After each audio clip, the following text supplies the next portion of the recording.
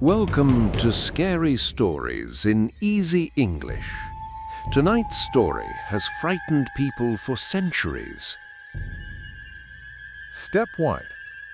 Welcome back to Scary Stories Around the World. I'm Sophia. And I'm James. And tonight, I already feel a little nervous. Good. That means you're paying attention. Tonight, we travel to Korea. Not the great city of Seoul with its lights and music. No, tonight we go somewhere older, quieter, darker. Older Korea? Like old villages, old mountains, old stories? Exactly. Imagine a small village deep in the mountains. There are no streetlights. The only sound is the wind moving through the trees, and sometimes something else. Something else? Okay, I'm already looking over my shoulder. In Korea, people have told ghost stories for hundreds of years, and not just for fun. These stories carried warnings. They carried emotions, pain, regret, longing. Longing? Like wanting something you can't have? Yes, and tonight's story is full of that feeling. It's about a woman who never got to live her life, a woman who died too soon, and she did not leave quietly. Oh no, the quiet ones never do. Tonight's legend is called the Virgin Ghost.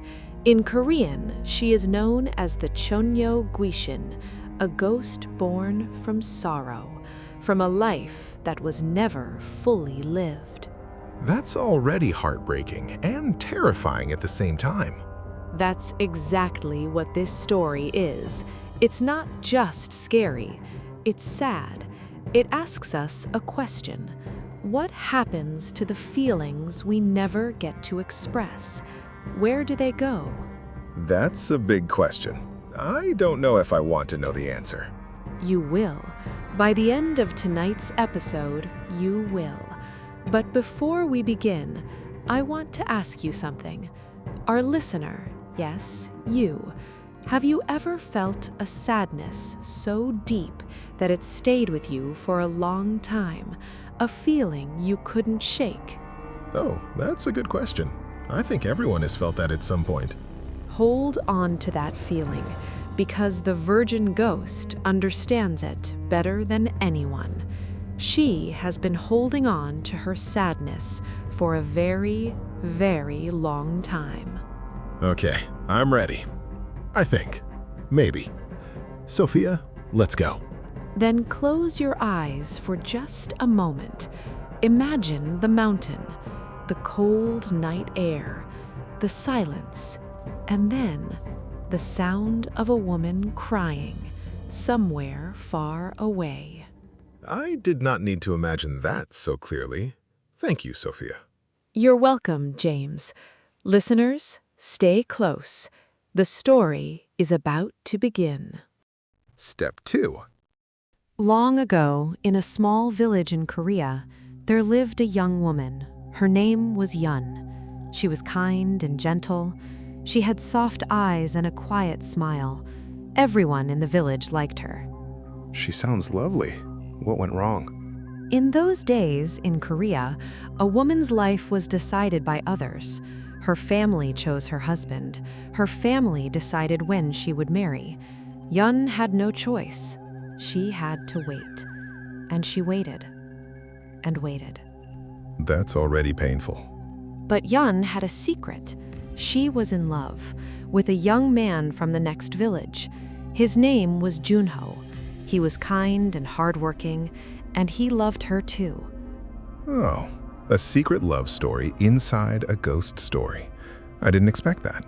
They couldn't be together. Their families didn't approve, so they met in secret, by the river, under the old willow tree.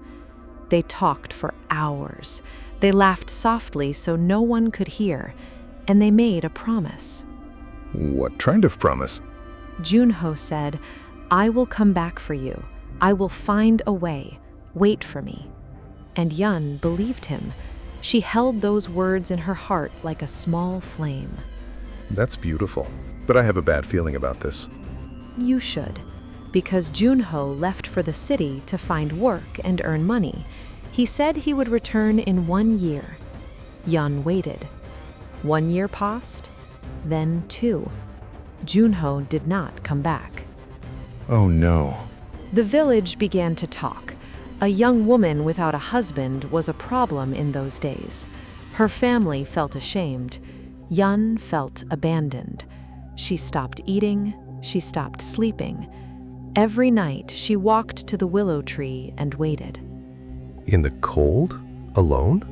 Yes, every night, rain or shine, cold or dark, she stood by the river and looked down the road. But Junho never came. This is already breaking my heart. One winter night, the temperature dropped very low. Yun stood by the river as always. She was wearing only her thin white dress, a hanbok, the traditional Korean dress, all in white. She waited and waited, and that night she collapsed. The cold was too much. She died by the river, alone, still waiting. She died waiting for him? Yes, and here is where the ghost story truly begins. After Yun died, strange things started happening in the village. People heard a woman crying late at night, a soft, heartbroken sound drifting through the trees. That's the part that gets me. Crying, not screaming, crying. Young men who traveled alone at night reported seeing a woman in white standing by the road. She had long black hair covering her face. She stood very still, and when they looked at her, she slowly turned. I would not wait to see what happened next. One young man stopped. He felt sorry for her. He asked, "Are you lost? Are you cold?" The woman in white slowly lifted her head. Her face was pale. Her eyes were full of tears. What did she say? She said, "I'm still waiting." And then she disappeared. Just like that? Just like that. The young man ran home. He was sick for 3 days. Some say she touched his arm before she vanished, and where she touched him, the skin was ice cold. Ice cold, even in the warmth of his house. The Chunyo Guishin, the virgin ghost, was not evil. She was simply unable to leave. Her sorrow was too great. Her love was too strong. Her life was too unfinished. That's what makes her so terrifying. She's not a monster, she's just sad. In Korean belief, a person who dies with deep, unresolved feelings becomes a ghost, not to scare the living, but because they cannot let go. She's still by that river, isn't she? Waiting. Maybe. On cold nights, in quiet places, when you hear a sound you can't explain, maybe ask yourself, is someone still waiting nearby? Sophia, I am never walking alone at night again. Good. That might be the wisest decision you've ever made. Step 3. Okay, let's slow down for a moment. We just heard a beautiful and heartbreaking story. And inside that story, there were some really powerful English expressions. Yes, and some of them really stayed with me, like I'm still thinking about that river scene. Me too. So let's look at 5 expressions from tonight's story. These are expressions you can actually use in real life, not just in ghost stories. Although ghost stories are a great place to learn English. Just saying. Expression number 1. She held those words in her heart. Ooh, that hit differently. Hold something in your heart means to keep something very important inside you. A feeling, a memory, a promise. You don't forget it, you carry it with you. Like when someone says something really kind to you and you just keep it, you hold it. Exactly. Let's try it together. Listeners, repeat after me. She held those words in her heart. She held those words in her heart. Good. Now let's slow it down a little. She held those words in her heart. One more time at a natural pace. She held those words in her heart. You know, you can use this in real life too, like, I held my mother's advice in my heart for years. Beautiful example, James. Okay, expression number 2, a feeling you couldn't shake. Oh yes, I used this exact feeling during the whole story. I could not shake the nervousness. Can't shake a feeling means you can't make a feeling go away. It stays with you, even when you want it to stop. Like when you watch a scary movie and then you keep thinking about it, even the next morning, even at breakfast. Yes, very relatable. Let's practice. A feeling you couldn't shake. Slowly first. A feeling you couldn't shake. Now at natural speed. A feeling you couldn't shake. I have a feeling I couldn't shake after tonight's episode. Just a small one about women in white standing by roads. Same, James, same. Expression number 3. She was unable to let go. This one is so important and so human. Unable to let go means you cannot release something. You hold on to it even when it hurts. A memory, a relationship, a dream. You just can't release it. Like Jan. She couldn't let go of her love, even after death. That's exactly right. Let's say it slowly. She was unable to let go. Now together. She was unable to let go. In everyday life, you might say, I'm still unable to let go of that old friendship. It's a very natural expression. And a very honest one. Expression number 4. Strange things started happening. Classic. This one is so useful for storytelling. Yes, strange things started happening is perfect when something unusual begins, something you can't explain. It sets the mood immediately. It's like the signal in every good ghost story. Everything was normal, and then strange things started happening. Let's practice the rhythm. Strange things started happening. And again at full speed. Strange things started happening. You can use this anywhere. Strange things started happening at the office last week. That's also scary, by the way. Office horror, a whole other genre. Expression number 5. I'm still waiting. 3 words and somehow the scariest thing in the whole episode. I'm still waiting is simple, but the emotion behind it can be enormous. It means the waiting has not stopped. Time has passed, but the waiting continues. When Jan said that to the young man, just those 3 words, I felt it. Let's say it slowly and feel it. I'm still waiting. One more time. I'm still waiting. That pronunciation tip, stress the word still. It carries all the emotion. I'm still waiting. Perfect, James. I'm still waiting.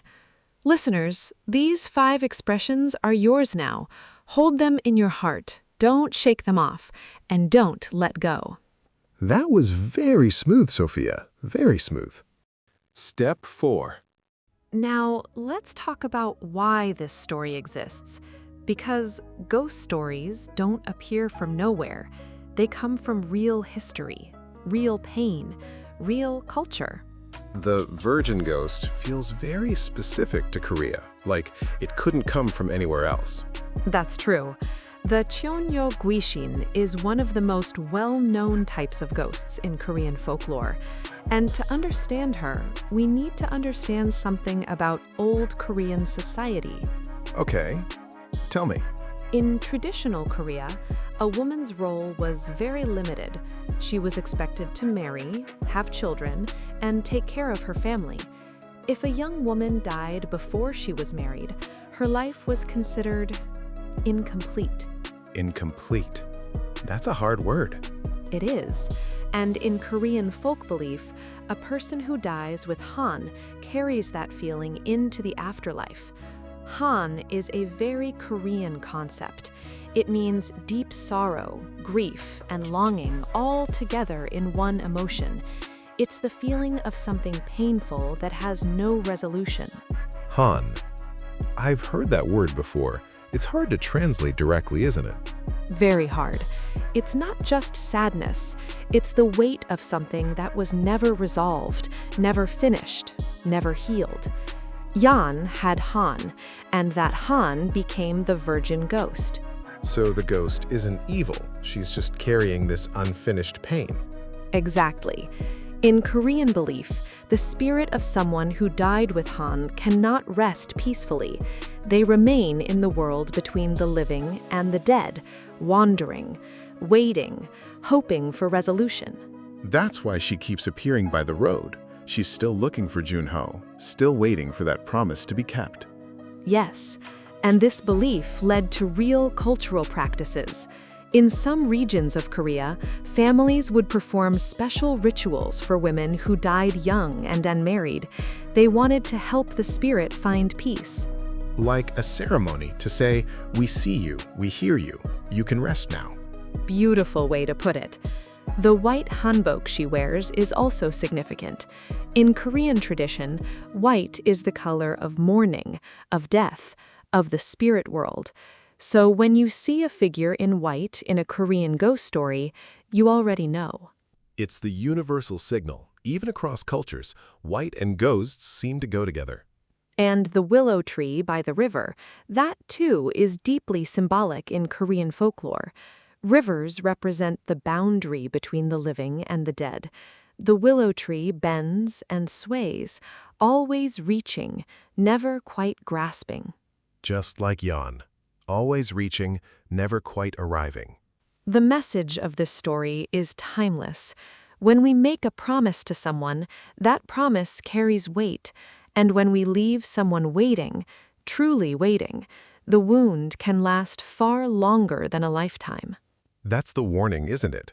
Not just don't walk alone at night, but don't leave people waiting. Don't leave people waiting. That is the real lesson of the Virgin Ghost. Step 5. And so we come to the end of our journey tonight, back to the warmth of wherever you are right now. I hope you're somewhere safe, somewhere warm. Somewhere with good lighting, very important. Before we say goodbye, it's time for tonight's scary line. This is the part I love and also slightly dread. Tonight's scary line comes directly from the story. 3 simple words, but words that carry the weight of an entire lifetime. Are you ready? Ready, I think. Tonight's scary line is, I'm still waiting. Yeah, those 3 words. I knew it would be those 3 words. Let's say it together, slowly first, at 85% speed. Feel every word. I'm still waiting. I'm still waiting. Now a little faster. I'm still waiting. I'm still waiting. And one final time, at natural speed with full feeling. I'm still waiting. I'm still waiting. Listeners, say it with us one more time. I'm still waiting. That expression holds so much. A promise, a heartbreak, a ghost standing by a river in white. Before you sleep tonight, I have a small task for you. Think of someone in your life.